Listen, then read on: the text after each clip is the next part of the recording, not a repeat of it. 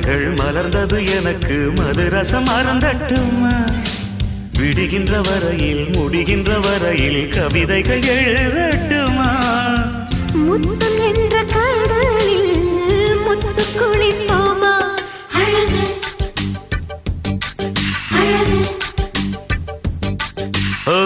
நீ நடந்தால் நடையழகு அழகு நெருங்கி வரும் இடையழகு அழகு வேலெறியும் விழியழகு அழகு பால்வடியும்